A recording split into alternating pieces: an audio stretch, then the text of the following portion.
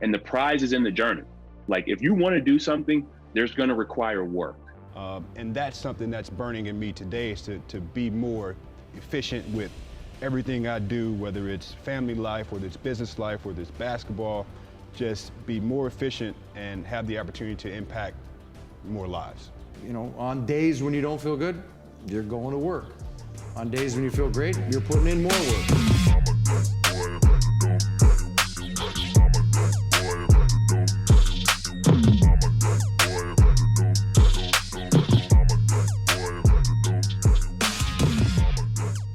What in the world was in the water in those suburbs of Detroit? Because the year that you won the Super Bowl with the Denver Broncos, with Peyton Manning spinning the thing to you, and you had some great plays that season. I mean, big-time players make big-time plays, big-time games.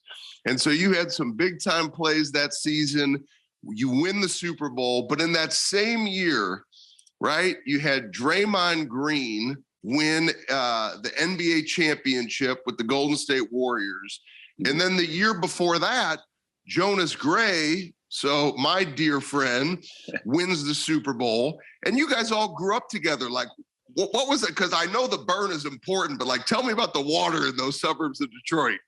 Man, that was incredible. That was an incredible, just that run of championships. So Jonas wins, then Draymond wins, then I win. Draymond goes back to the finals. He's been winning forever.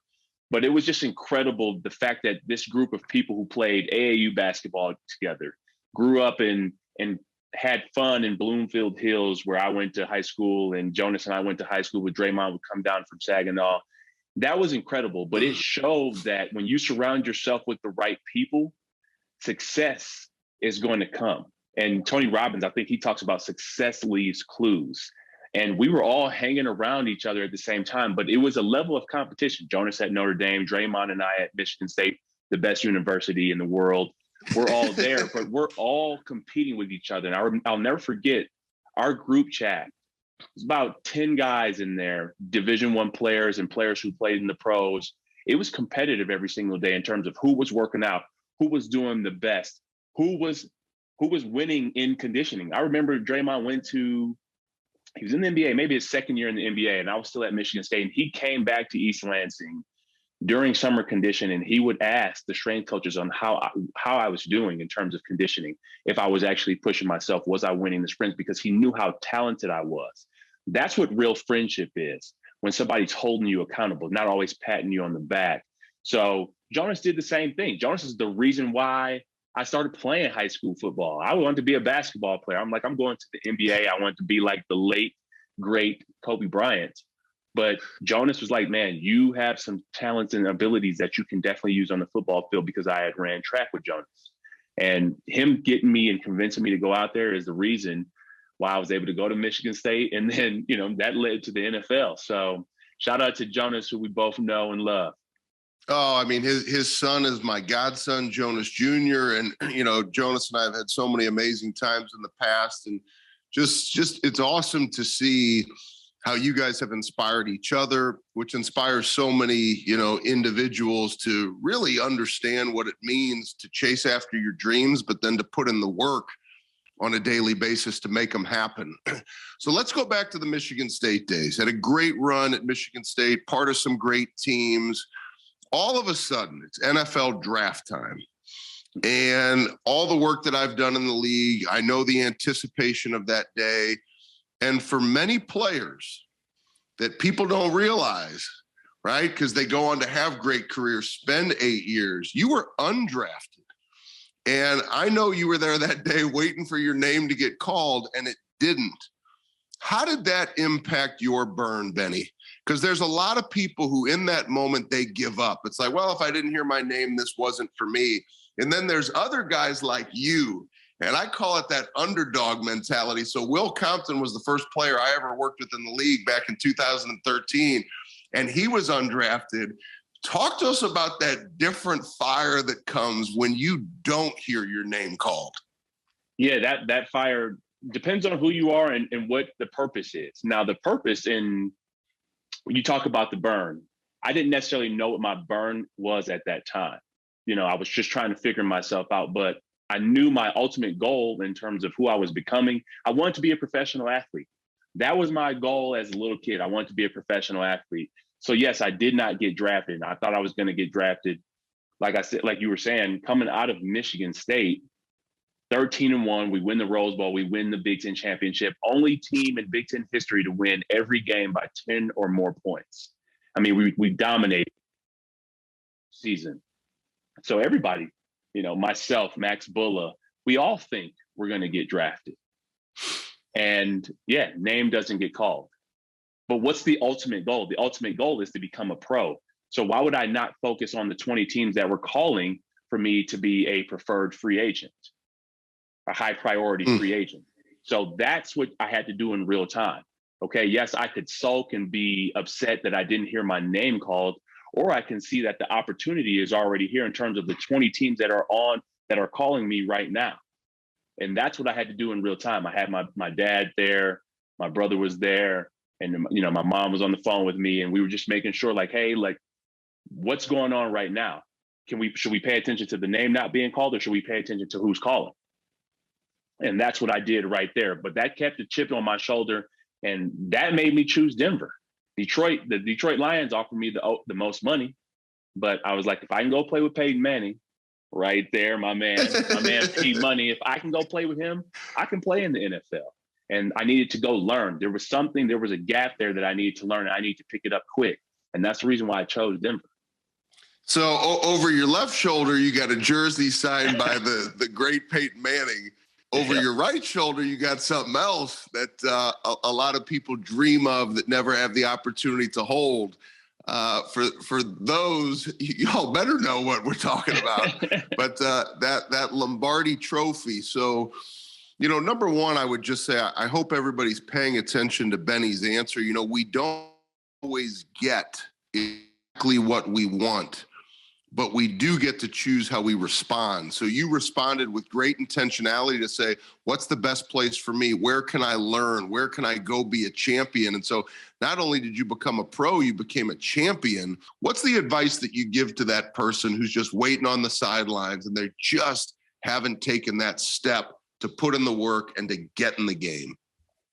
I would say the people who want to get in the game, they need to understand their purpose. But I would say the reason why I've been able to get in the game is because of the foundation that my parents set. My mom and my dad set the foundation for me to get in the game. And they helped me to understand what was important. Yes, getting to the pros is important, but who you're becoming to get to the pros, that's what it's all about. And I wear this bracelet that says the prize is in the journey, from the Michael Sadler Foundation. And the prize is in the journey. But my dad laid an incredible foundation in terms of who he was. My dad rose up to the corporate ranks to become the vice president of Ford Motor Company. Before that, he was the COO of Jaguar and Land Rover. That leadership, he's the best leader I've ever been around. He set the example every single day in terms of getting up. I never forget, he would always take us on Saturday mornings when he was a plant manager at Ford. He would take us on Saturday mornings. We would ride around the assembly plant to make sure that the operation and everything that and standard that he had set was following to what he believed and what should have been the example. So my dad really laid that foundation. The best leader, I would say 1A and 1A, because my mom set an incredible foundation in terms of what she did. My mom practiced, and she taught, I hate to say this, but she taught at the University of Michigan Law School. It pains me every time I have to say it, but she also set a foundation. My parents set an incredible foundation of, okay, if this is what you want to do, you're going to stick to it. So when I told my mom I wanted to go to the pros, I wanted to be a professional athlete, that's when she started waking me up at 6:30 a.m. to run the stairs. Put weight pants on and started running the stairs. And that's what really set the foundation and pushed me forward and propelled me forward, my brother forward. I have 2 sisters and my stepmom, but that propelled me forward in terms of, like, if you want to do something, there's going to require work. So to those athletes, those people who are sitting on the sideline, yeah, it might be cool to be a speaker like Ben Newman and be a coach like Ben Newman, but you know what it takes to work the back office work, to go out there and find clients and to actually deliver. That's an actual game day. Yeah, it looks cool on Instagram and what people see. You see the final product. There's a lot of work that goes into it, a lot of studying, a lot of understanding yourself. Self-awareness is key. It's key. So tell us a little bit about that burn. So when you think back to, that's my memory, right? And we just played against each other. Yep. But when you think of your brother, you think of your mom, you think of what made you push to do all the things that you did. Tell us about that and where it came from. It was really the motivation to give my family some joy. I played basketball because I was just so happened to be good at it. I played schoolyard basketball, before I played organized basketball at 12. So starting that, I just wanted to make my family proud. I wanted to, we were going through a tough time. I mean, like you said, my brother was born with transposition of the great vessels, which is a heart defect, right? Which is something that you have no control over. So we realized that, and that was a struggle. That was going to be something that God put on us to fight through, stick together, fight together, and figure out how to make it through. So what that did was I wanted to always give my brother some joy, some peace, give my mother something to clap for, someone to be proud of. And I felt that would ease, the struggles and things that we were going through. By using that sport, I was able to, I feel like, keep his life going. The longer I played, the more joy he had, the happier he was, the healthier he was. So I use basketball as a way to say, hey, I'm going to do this for my family and for my brother because I know it makes them happy. Yeah, it made me happy. I definitely had joy from playing, but my ultimate motivation was to make my brother, feel a little bit of peace while I play basketball. So this is pretty amazing for me because here we are. That's kind of what I saw with my eyes, but now to hear you articulate that is pretty amazing. Yeah. So for you to do what you did at the level that you did it at, I'm going to ask you a completely different question than I was thinking about. How often did you see guys that just never understood that piece, that never understood that, man, like your heart is where you got to start? It's big. It's big. I think it's the ultimate separator. Everyone has a story, whether it be a single parent, whether it be a poverty situation, whether it be a broken household. Everyone has a story, right? It's what you attach yourself to that motivates you for a greater good. Like, I didn't just want to make it so I could make a bunch of money. That was never my deal. I wanted to make it so I could help other people. I wanted to give back. I wanted to be someone that people looked at as a light, of inspiration. That's why I play basketball. So like you said, like a lot of people don't accept that everyone has a story. Like my story is no greater than your story, but it's what I put into what my story is that makes it what it is. So, just standing next to that guy and knowing that he has a story and how you're able to capitalize on that story. Yeah, and see, so we never knew that we had a connection of stories, right? And my mom passed away 11 days before my 8th birthday. Divorced parents, never knew my parents together, divorced when they were 6 months old. My mom had a rare muscle disease, came to the dinner table with an IV stand, 24-hour nursing care in the house. And there's so many times in my life where the mentors and coaches had to pick me up off that mat of life and fueled by my mom from above and all those things. But there's so many times I reflect back to, I'm going through a tough period of time and I'm like, man, like this isn't tougher than seeing your mom ask you how your day was at school with an IV stand attached to her at the dinner table. So when you were breaking down game film, I like to talk about the unrequired, right? The stuff that people don't see, they can't even think about, that you're willing to do to get to your level. So how often did you think back to Justin, your mom, when you're going through that? Man, it's time to break down game film. I want to go to sleep. I got to get these extra shots up. I want to go to sleep. Like, how did you shift perspective? It's ultimate motivation, and I think it was just ingrained in me, just my upbringing, my mom and what she stood for and how she carried herself. I know that, she's never going to have necessarily a bad day because she has us. So that's kind of how I looked at it. Like, I'm not going to have a bad day because I have them. So anytime that I got into any sort of, complicated situation or struggle or, the last of those 10 and 1s that you got to make, like, it doesn't get any tougher than that. Like, I can do a minute. Like, I can do a minute easy, right? So that's how I look at it. It's like, this is only a minute. And we're talking about things that, affect you for an entire lifetime. So I use that as like, it's nothing. That's how I look at it. So now, bring us forward to where we're sitting, right? there's plenty of stories of athletes who make their money, and it's not even guys who make poor financial decisions, but they make their money and then they really don't go on to do anything. And foundation work, giving back, you don't have to do any of this. We all know that. So how has that burn just continued today, being a father, right? Four children playing college basketball, children excelling in their lives, and then here. Like, how does that burn continue to impact you today and the decisions you make? Well, I know that everyone has a story. I know that just that little bit of connection can take kids, adults, a long way.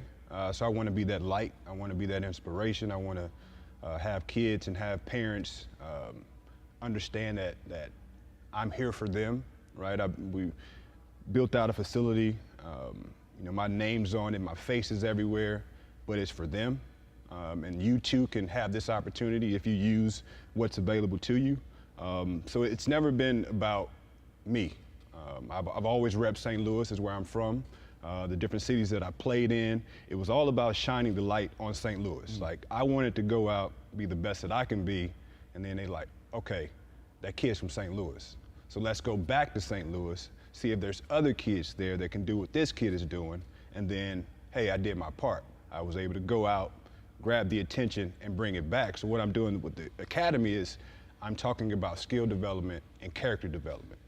For those players that can make high-level basketball, can play at the NBA level, professional level, be paid to play basketball, this is a venue for you, right? We lay out our skills. We do a great job of organizing how we teach the game and the process of the game.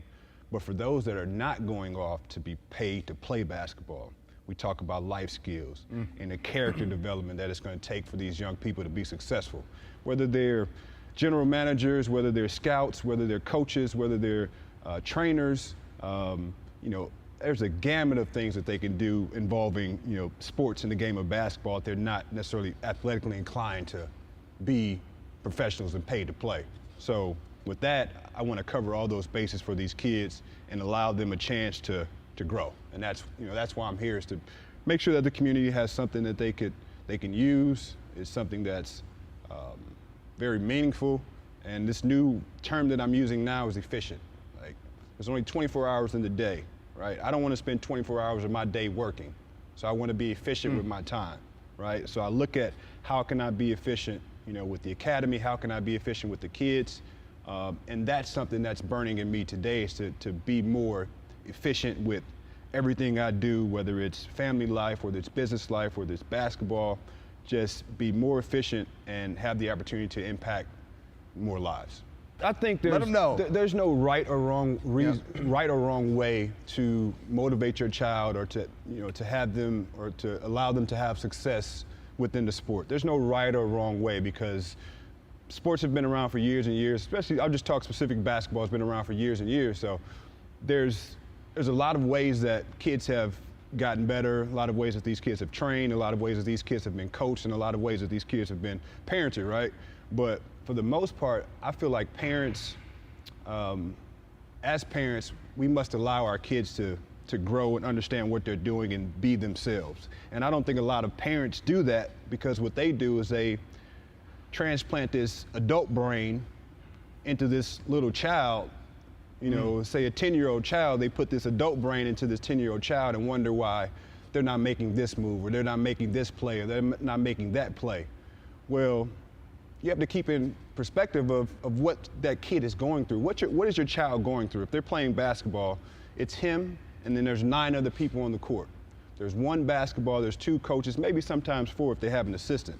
So God knows how many people are actually yelling at this kid, during that environment. Right. So for you, you're their safe haven.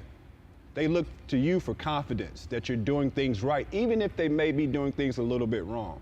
And I think parents, we jump into that boat of the other 9 kids that are on the court, the other coaching, staff that's there helping the kids out.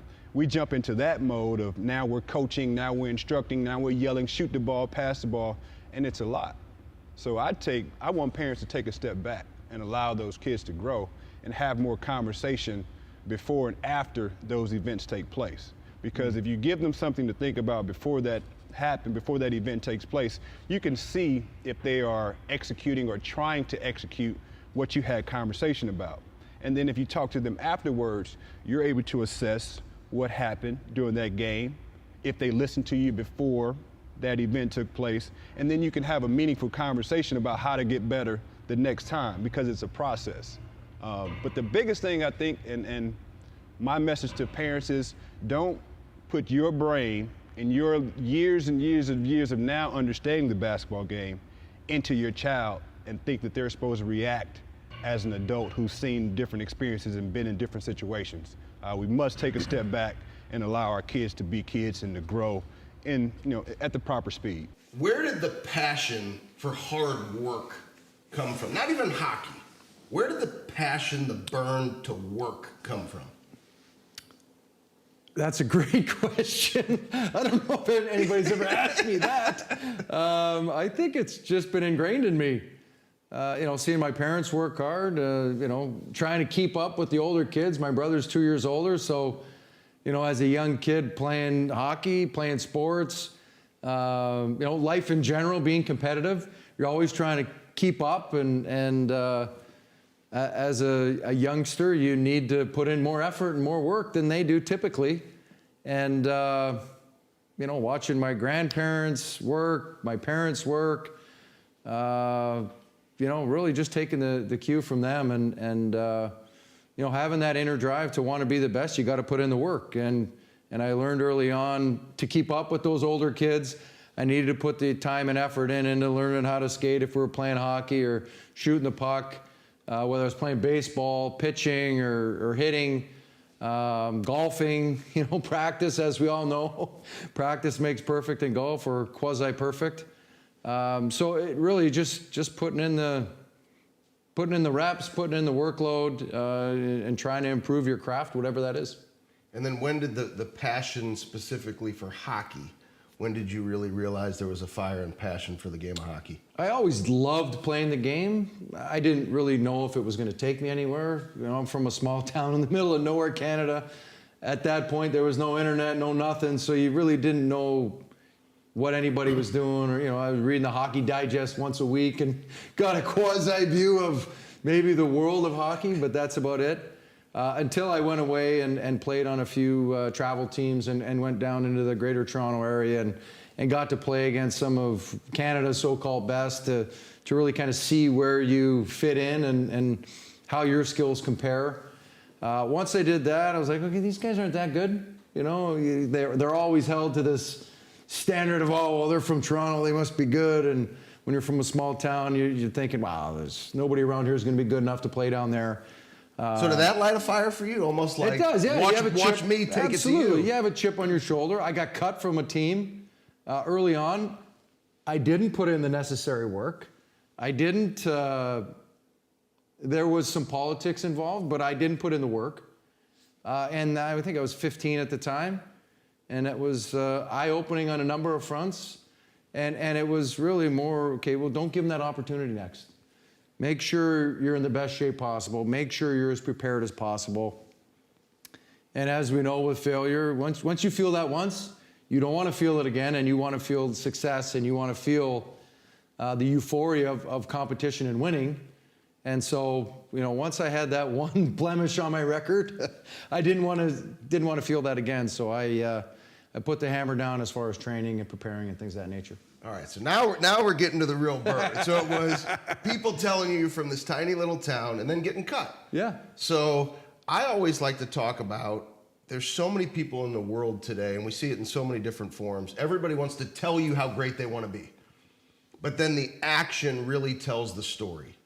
So did it really become one of those things where you flipped a switch after getting cut, where you said, I'm not going back there. I will never let that happen again? Yeah, I think it was a process of understanding and learning and maturing and realizing what it was going to take to get to that level and be the best that you can possibly be. And you're hopeful that you can be the best player possibly ever. That's ultimately the goal.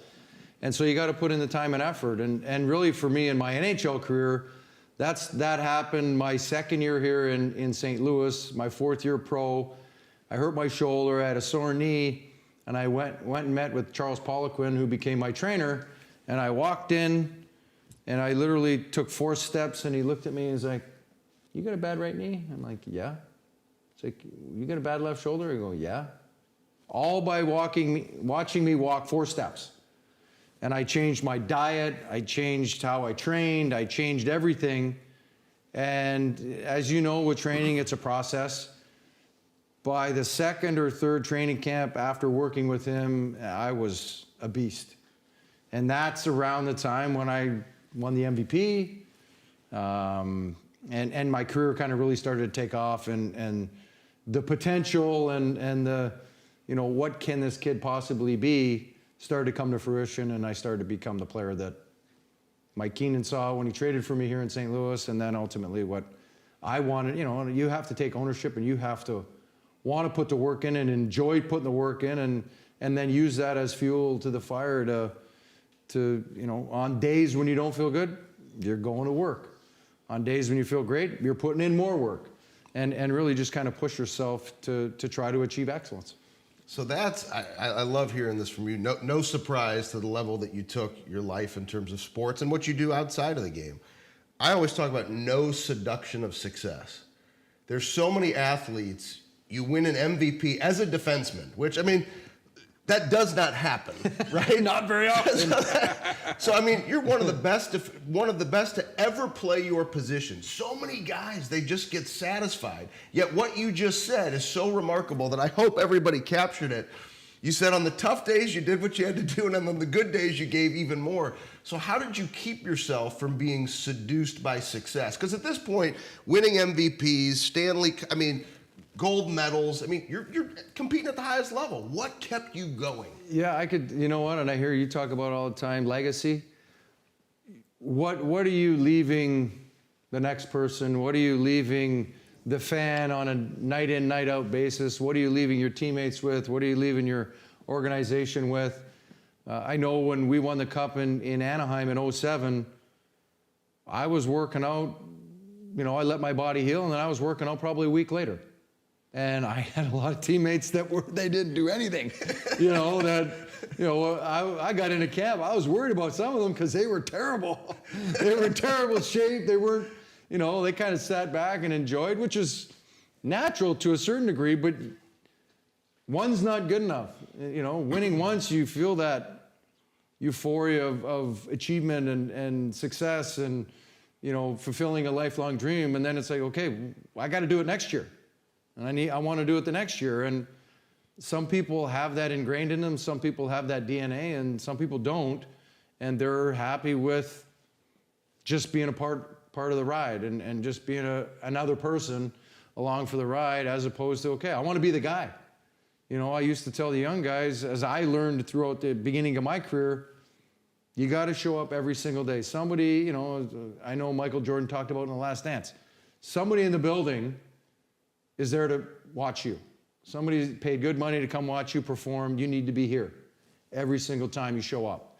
And so I tried, you know, one of the managers or one of the owners or somebody asked me, you know, why do you got to play so hard early in the season? I'm like, that's just the way I play the game. I don't know any other way. And I took my foot off the gas pedal for one game, and I almost got hurt, and this almost happened, like all these bad things almost happened. I'm like, you got to go 100% all the time, or it's just not going to work out. So I learned a number of valuable lessons, but number one was go hard all the time, preseason, regular season, playoffs, just go. But you were known as one of the toughest guys to ever get on the ice, right? So physical. So we know you had the physical toughness. How important is mental toughness?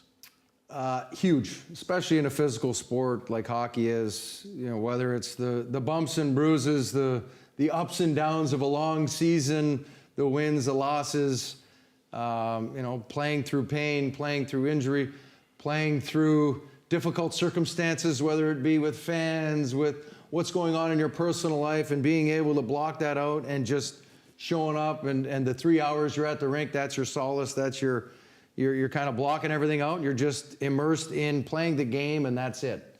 And I was able to, you know, create those boundaries when I'm at the rink and when I'm playing. everything else that's going on around me, it could be all falling apart. But when I'm at the rink, I'm there focused on that. Everything else is blocked out. I'm not thinking about anything else. I'm solely focused on the guy I'm lined up against. Who do I need to shut down?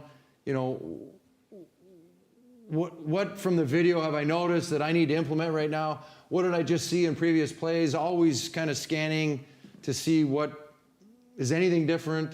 Is the other team doing anything different that I need to adjust my focus and adjust the way that I'm going to play them, and really just staying in the moment and staying focused on the task at hand and not really worrying about things that are already in control that can be dealt with 3 or 4 hours later, what have you, that, you know, health issues, whatever it is. Yeah, I learned that early on in my junior career, and then was able to kind of add that as I went through the early parts of my NHL career, and getting booed in Hartford, getting booed in St. Louis, you know, the difficult circumstances that began my career, and to use that as a chance to strengthen my my moxie, if you will, and apply that to the rest of my career, and going through difficult injuries, you know, difficult inflection points in a season when you've got, whether it's injuries, losing situations, and you're trying to figure out where are we,